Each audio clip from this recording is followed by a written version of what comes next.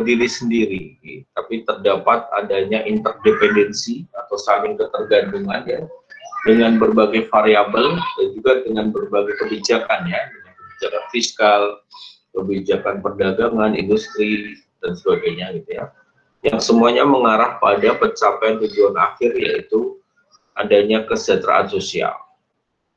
Di buku Iskandar Simorangkir dikatakan ya mengenai jumlah uang beredar dan suku bunga.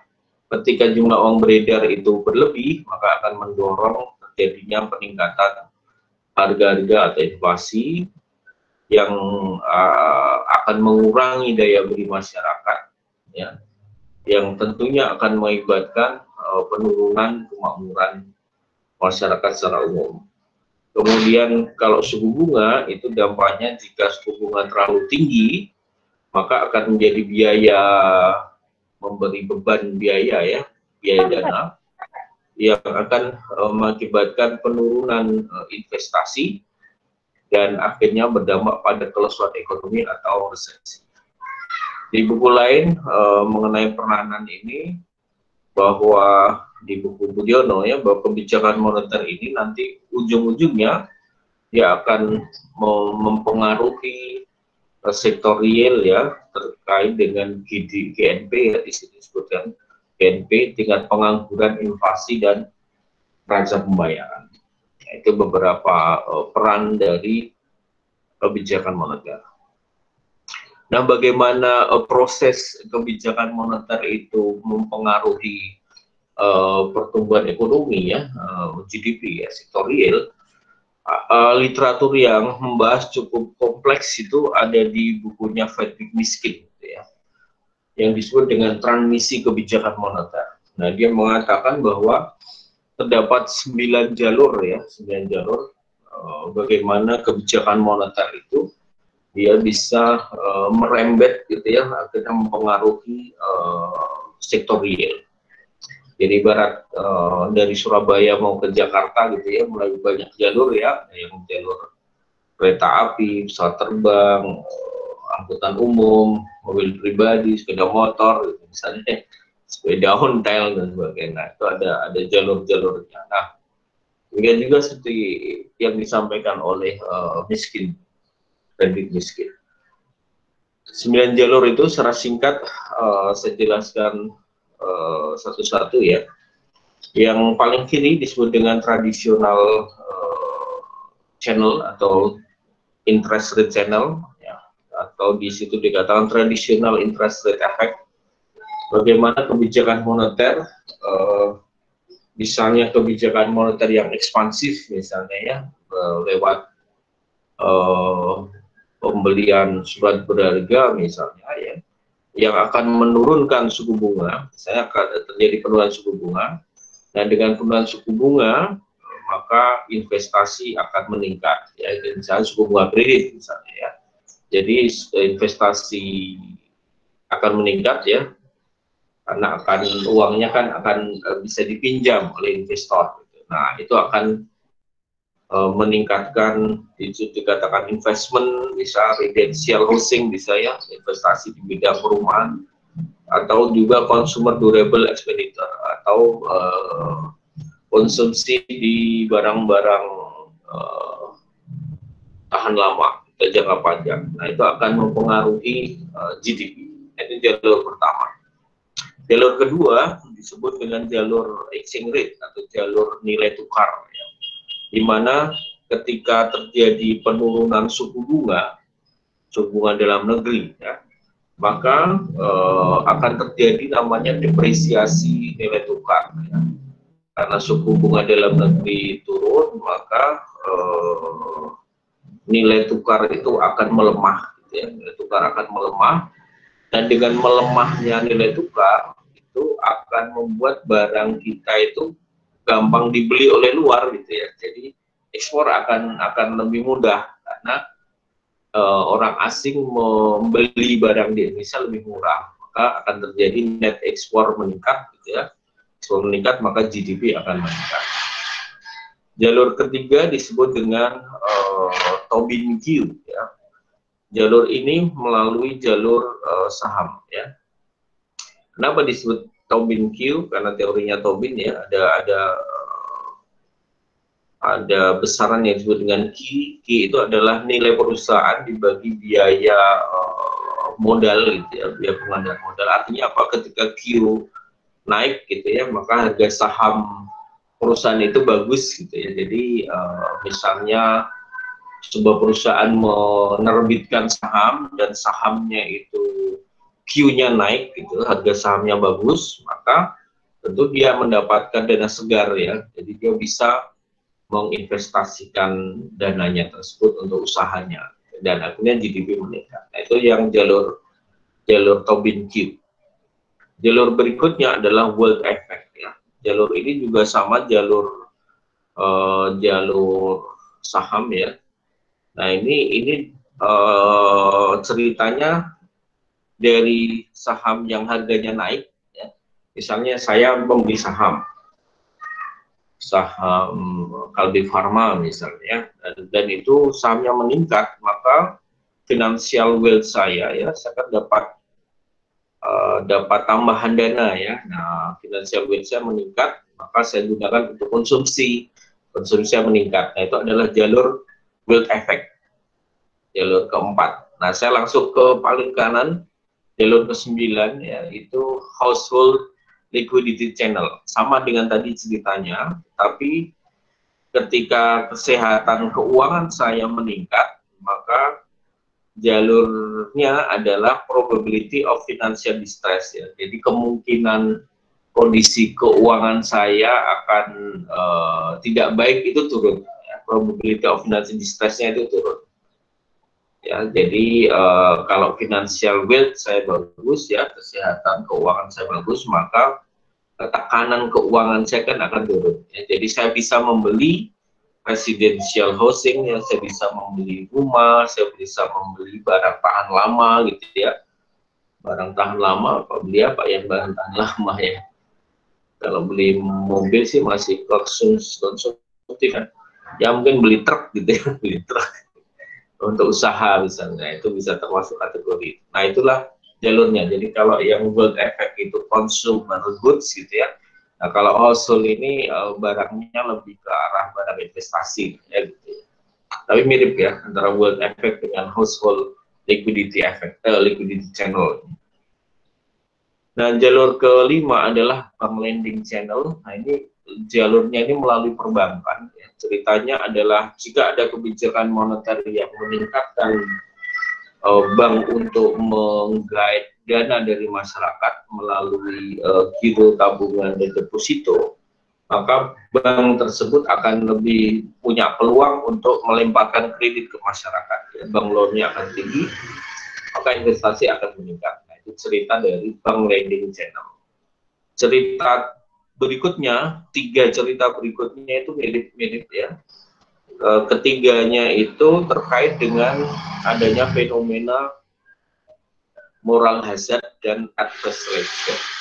Moral hazard itu adalah niat buruk, adverse selection itu adalah salah pilih. Jadi adverse selection dulu, kemudian moral hazard. Adverse selection itu ceritanya misalnya bank mau memberikan kredit kepada seseorang, maka dia kan harus milih nasabah ini bagus atau enggak. Nah, kalau dia salah pilih, maka terjadi adverse selection itu. Ya. Jadi dia harus mengumpulkan informasi yang benar bahwa dia itu orangnya cukup baik gitu ya, baik karakternya maupun baik usahanya. Nah, itu ada di adverse selection. Kemudian dia beri uang. Nah, ketika kemudian diberi uang, ternyata dia ketahuan ngemplang gitu ya, maka itulah disebut dengan moral hazard. Nah, jadi adverse selection itu di awal, kalau moral hazard itu di akhir. Ya. Nah, 3 jalur itu bedanya hanya pada di itu. Yang satu adalah stock price ya. Ketika harga sahamnya bagus, maka dia akan mengurangi adanya adverse selection. Yang berikutnya adalah ketika nominal interest rate-nya turun, maka mempengaruhi cash flow, ya, cash flow keuangannya.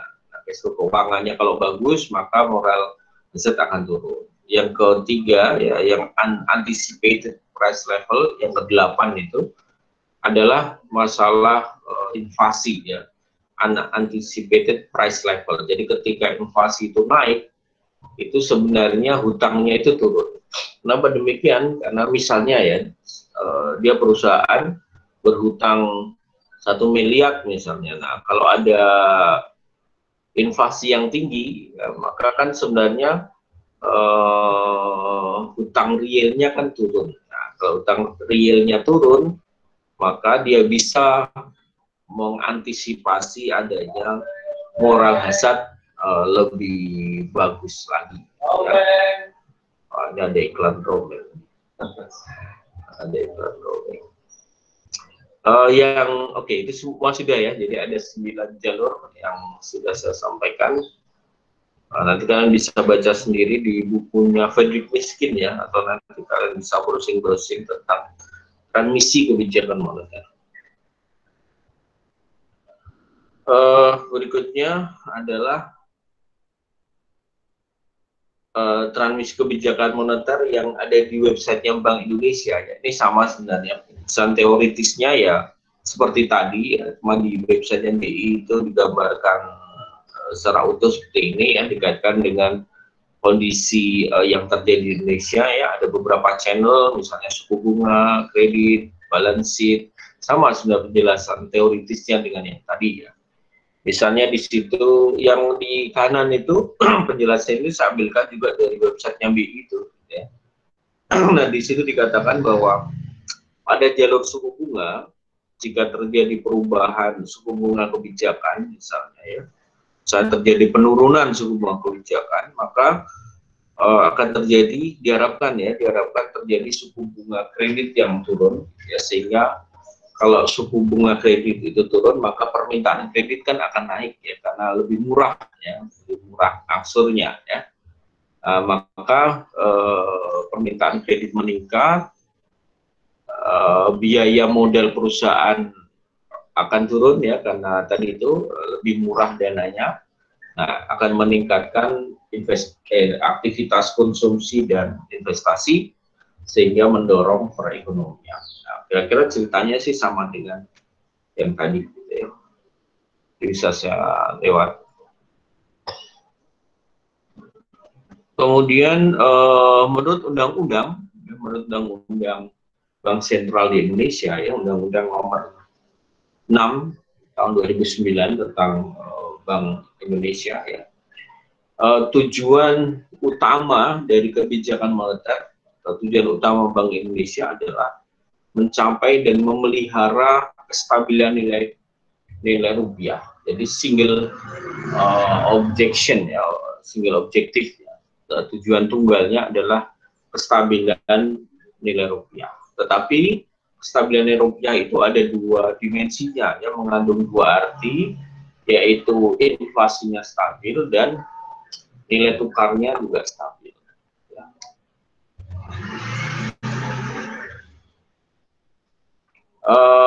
Instrumennya apa? Ini masih cerita tentang instrumennya. Tadi instrumennya ada di belakang. Ceritanya bahwa dulu itu kerangka yang digunakan ya sebelum tahun 2005 adalah menggunakan uang primer atau base money sebagai sasaran kebijakan moneter. Kemudian tahun 2005 diganti dengan inflation targeting framework. Jadi untuk mentargetkan inflasi yang stabil, maka digunakan suku bunga. Nah, suku bunganya itulah suku bunga kebijakan itu, yang pada saat itu dinamakan BI rate, ya, yang kemudian di tahun 2016 ya, itu akan berganti menjadi BI 7-day repo rate gitu, ya. Jadi ceritanya ini dulu. Ini dulu. Ya, jadi tahun 2016 akhirnya diubah menjadi BI 7-day repo rate. Tapi tetap dua-duanya merupakan suku bunga kebijakan gitu ya. Nah, lebih luas lagi akhirnya setelah adanya krisis moneter global ya, krisis keuangan global, Global Financial Crisis GFC 2008-2009, maka tidak hanya masalah inflasi saja, tetapi juga masalah kestabilan sistem keuangan. Nah, makanya di Indonesia pun kemudian terbentuk adanya KSKK ya, Komite Stabilitas KSSK, Komite Stabilitas Sistem Keuangan ya, yang terdiri dari 4 lembaga ya, ada Bank Sentral BI, kemudian Kementerian Keuangan ya, Menteri Keuangan, kemudian OJK, Otoritas Jasa Keuangan, dan LPS, Lembaga Penjamin Simpanan.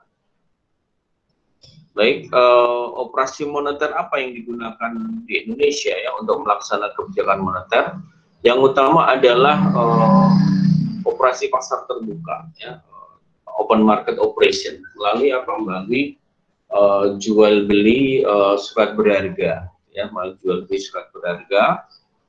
Kalau pemerintah ingin menambah jumlah uang yang beredar, maka pemerintah membeli surat berharga yang ada di pasar, atau kalau ingin melakukan kontraksi ya, kontraksi moneter, maka pemerintah menjual surat berharga ya.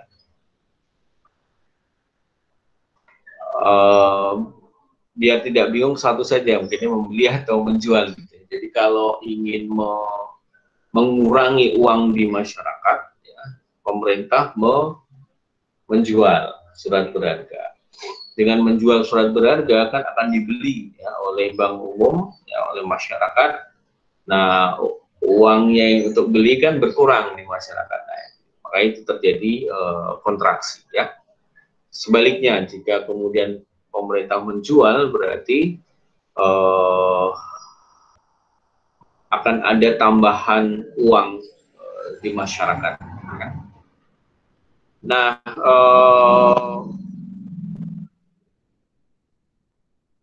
instrumen yang kedua adalah disebut dengan standing facility. Ini adalah instrumen tambahan, adalah berupa penyediaan dana dari Bank Indonesia kepada bank. Gitu ya. Ini dilakukan setiap hari, gitu ya. Setiap hari jika ada bank yang membutuhkan dana, jadi dia bisa meminjam gitu ya, meminjam dalam jangka pendek ya, dalam waktu 1 hari gitu ya, dengan menggunakan fasilitas standing facility. Gitu. Dan di situ dikatakan bahwa OPT dilakukan atas inisiatif Bank Indonesia ya, dengan standing facility adalah inisiatif bank ya, karena yang standing facility ini yang membutuhkan banknya gitu ya. Kalau yang OPT ini untuk kepentingan kestabilan moneter itu ya, untuk menambah dan mengurangi jumlah uang beredar itu.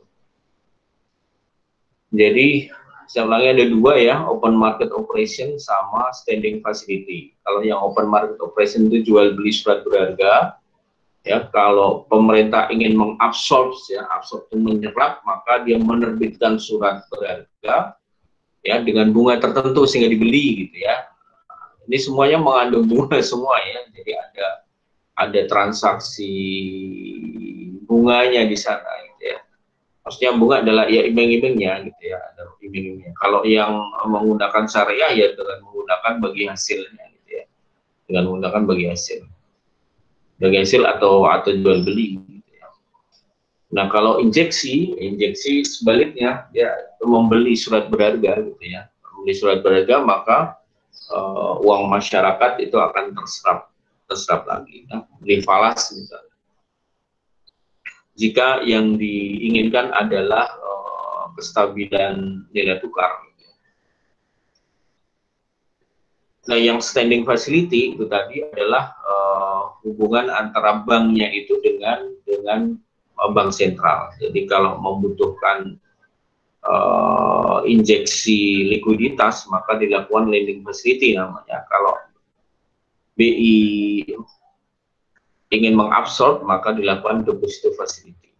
Ada lagi namanya pasar uang antar bank ya, PUAB, adalah kegiatan pinjam minjam dana antar satu bank dengan bank lainnya. Ini ada bentuknya ya, ada namanya commercial paper, ada yang kalau syariah itu namanya apa ya, sertifikat investasi mudoroba antar bank ya, atau SIMA. Ya. Berarti sistemnya pakai mudoroba atau bagi hasil ya. Artinya ya sama dengan deposito lah gitu ya, jual beli deposito, tapi yang jual dan membeli itu bank ya, antar bank. Dan ini ya nilainya gede-gede gitu ya. Surat berharga misalnya ya nilainya itu kan 1 miliar ya, minimal 1 miliar belinya gitu ya. Kalau kita kan deposito bisa 1 juta, 1,5 juta gitu ya. Ada yang 500.000 ada nggak ya, misalnya gitu. Kalau ini nilainya gede-gede gitu ya, ini 1 miliar kelipatan berapa, 100 juta atau apa gitu, tapi minimal 1 miliar kalau nggak salah ya, transaksi ini.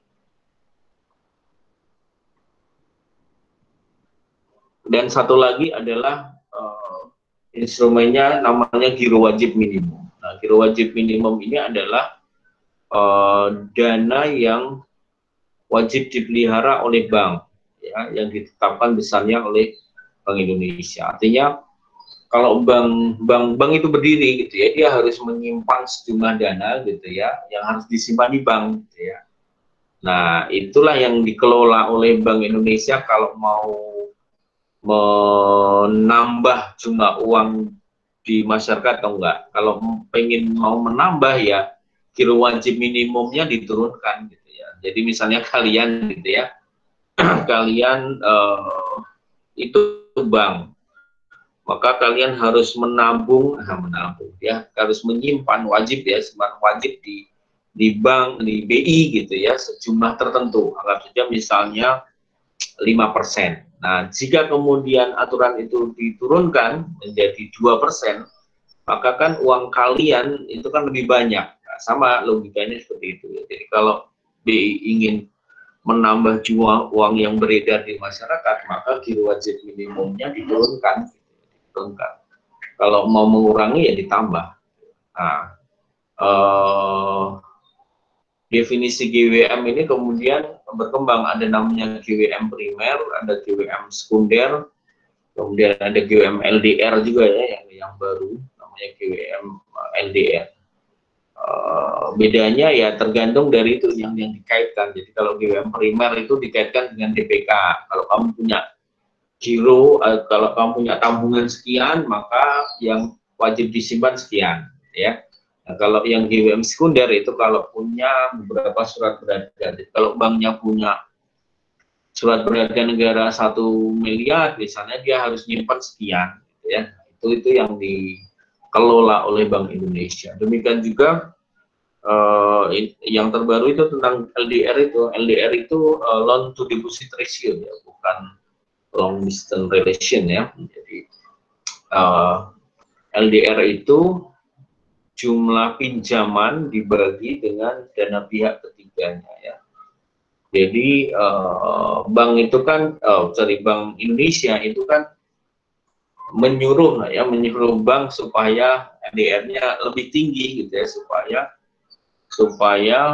masyarakat bisa meningkat aktivitasnya gitu ya, dengan kredit. Nah, karena itu jika LDR-nya sekian, maka yang harus disimpan sekian.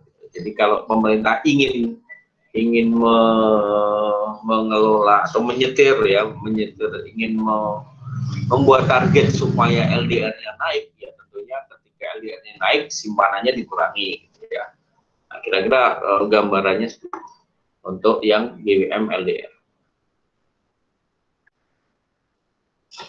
Ada istilah kesenjangan kebijakan moneter atau lack of policy. Ini sebenarnya tidak hanya di kebijakan moneter ya, di fiskal juga ada, di kebijakan lain juga ada. Ini di bukunya Nokiren ini ada namanya kesenjangan kebijakan moneter.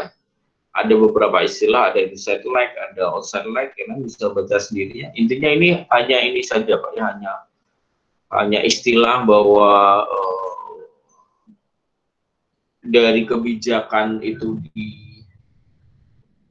direncanakan sampai dengan kebijakan itu berdampak, itu ada tahapan-tahapan gitu ya, ada jangka waktunya yang dijalankan gitu ya. Sebenarnya kesenjangan kebijakan modern ini sebenarnya lebih cepat gitu daripada kebijakan fiskal gitu. Kebijakan fiskal kan mungkin harus dengan DPR dulu gitu ya, harus ada sidang dan sebagainya gitu. Mungkin kalau kebijakan modern lebih singkat gitu ya. Kebijakan bulanan tentang suku bunga kebijakan itu kan hanya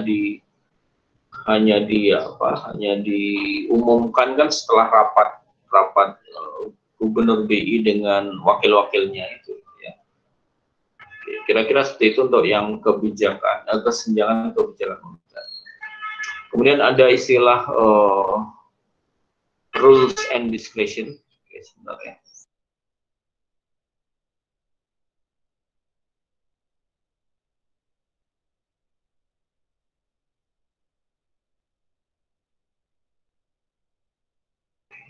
Ada istilah rules versus discretion, yaitu adalah pilihan bagi bank sentral untuk melaksanakan kebijakan itu berdasarkan aturan rules atau berdasarkan pertimbangan tertentu gitu ya. Nah, ini istilah discretion itu kan kalau dipakai di kepolisian, Pak Polisi gitu ya, misalnya lampu merah itu aturannya kan berhenti gitu ya. Nah, kemudian kalau misalnya ada diskresi, ada pertimbangan tertentu, maka boleh jalan. Nah, kira-kira sama lah gitu. Jadi kalau misalnya ada ketidakpastian tertentu, maka perlu dilakukan diskresi gitu ya. Baik, ini yang terakhir tentang OJK. OJK ini adalah sebuah lembaga baru yang terbentuk. Dulu nggak ada ya, baru terbentuk lewat undang-undang tahun 2011 ya. Dulu semua aktivitas perbankan itu berada di tangannya Bank Indonesia, kemudian dipecah terkait dengan makin kompleksnya tentunya ya, masalah-masalah terkait sektor jasa keuangan. Tujuannya apa? Tujuan OJK ini adalah agar keseluruhan kegiatan di sektor jasa keuangan itu bisa terselenggara dengan teratur, adil, transparan, akuntabel, mewujudkan sistem keuangan yang berkelanjutan dan stabil, serta mampu melindungi kepentingan konsumen dan masyarakat. Fungsinya menyelesaikan sistem pengaturan pengawasan yang terintegrasi terhadap keseluruhan kegiatan di sektor jasa keuangan. Sektor jasa keuangan itu apa? Ada sektor perbankan, ada pasar modal, jadi IHSG, indeks harga saham gabungan itu masuk dalam pengawasannya OJK ya.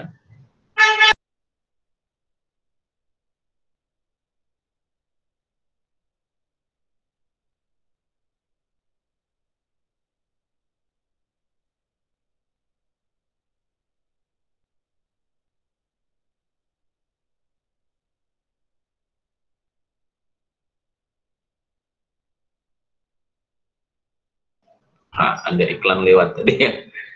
Iklan lewat. Nah, jadi perbankan, kemudian pasar modal, kemudian asuransi, dana pensiun, lembaga pembiayaan ya, ada leasing ya, dan lembaga jasa keuangan lainnya, misalnya pegadaian, misalnya. Semuanya masuk ke dalam pengaturan dan pengawasan dari OJK.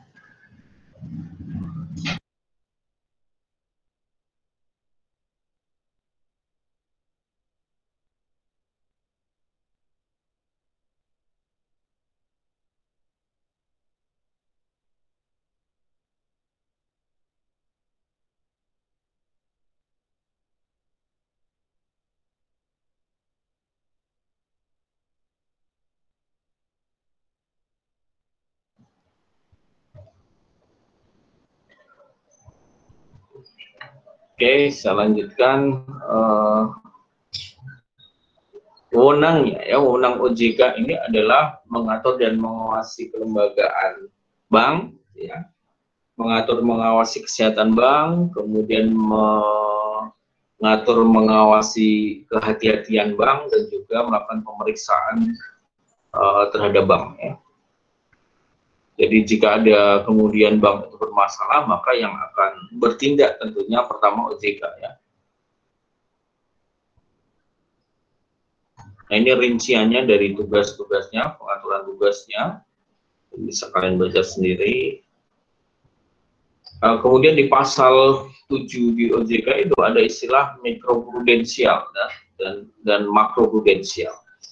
Kalau istilah di penjelasan ini ya, penjelasan pasal 7.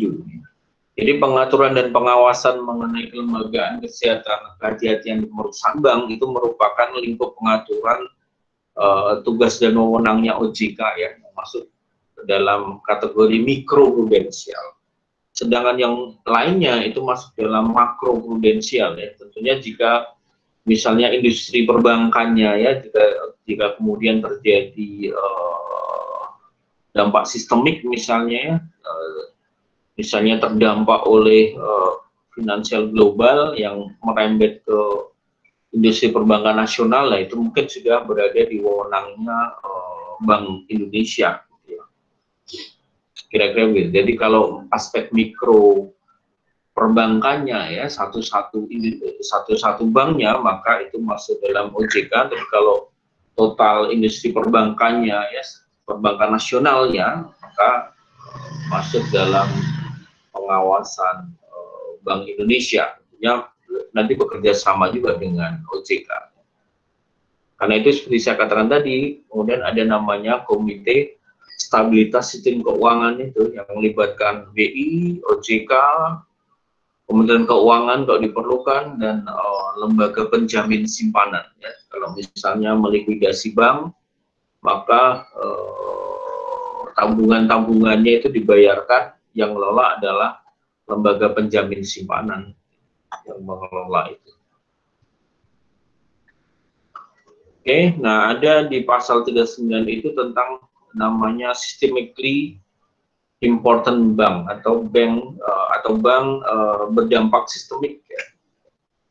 Nah, ada istilah bank berdampak sistemik itu adalah jika suatu bank yang karena ukurannya besar gitu ya, ukuran aset modal kewajibannya itu besar, jaringannya luas, transaksinya kompleks misalnya, maka dapat mengakibatkan gagalnya sebagian atau keseluruhan bank-bank lain atau sektor jasa keuangan baik secara operasional maupun finansial. Maka apabila bank itu mengalami gangguan, itu akan terjadi dampak yang kurang bagus buat industri keseluruhan. Nah, itu disebut dengan bank berdampak sistemik, dan itu dikeluarkan informasinya oleh OJK ya, oleh OJK berapa jumlah bank yang berdampak sistemik gitu ya. Tapi tidak diumumkan banknya apa saja, tuh hanya dia mengumumkan hanya ada 15 bank yang menjadi bank berdampak sistemik. Jadi kalau ada apa-apa dengan bank itu maka diadakan rapat lah ya, empat stabilitas sistem keuangan itu berkoordinasi dengan BI, berkoordinasi dengan LPS dan Kementerian Keuangan ya. Ya tentunya bank-bank yang memiliki modal inti dan aset yang besar ya, seperti misalnya BCA, Mandiri, BRI, BNI, Danamon, Penny, Niaga, itu kan bank yang 7 bank yang memiliki aset terbesar saat ini gitu ya. Atau masuk dalam kategori bank buku 4 ya. Di bawahnya itu nanti buku 3, buku 2, dan buku 1 ya. Jumlahnya berapa nanti saya ada datanya, jumlah keseluruhan ya industri perbankan. Oke, saya pikir itu yang sampaikan. Nah, data-datanya ini data uang beredar ya, ada di situ saya cantumkan uang M1 ya, M2 di Indonesia itu berapa gitu ya. M2 di Indonesia itu sekitar 6.000 triliun ya per Februari kemarin ya, di mana diantaranya 5.000 triliunnya itu uang kuasi ya, ada tabungan, ada deposito, ya. Kemudian yang uang kartal itu sekitar berapa itu, 700-an ya, 700-an triliun gitu ya, uang kartal yang beredar di masyarakat, uang kertas dan uang koin gitu ya. Nah, itu yang data tentang uang beredar ya. Data tentang suku bunga kebijakan misalnya seperti ini ya. Ini adalah data suku bunga kebijakan terbaru ya, BI 7 day repo rate itu, di mana di April kemarin itu BI mengumumkan 3,5 ya, 3,5. Data inflasi kita bisa lihat itu ada data inflasi yang saya beri warna kuning itu yang merupakan posisi terakhirnya ya. Ingat bahwa data ini year to year ya, ada data mungkin nanti ketemu month to month ya, bulan per bulan, atau year to, kalau ini year to year. Jadi misalnya data Maret 2021 itu kan 1,37 ya, yaitu maksudnya dari Januari sampai Maret gitu ya, itu ya inflasi di Indonesia akumulasinya 1,3 ya. Gampangnya seperti itu.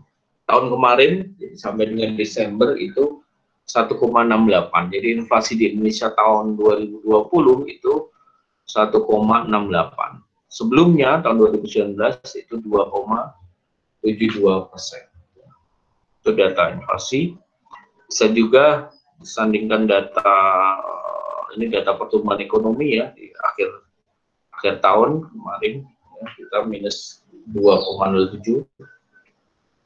Kemudian ini data kegiatan usaha bank yang tadi saya sampaikan, itu ada jumlah bank di Indonesia sampai dengan Januari 2021, jumlah bank umum di Indonesia itu jumlahnya sekitar jumlahnya 109 bank ya, 109 bank.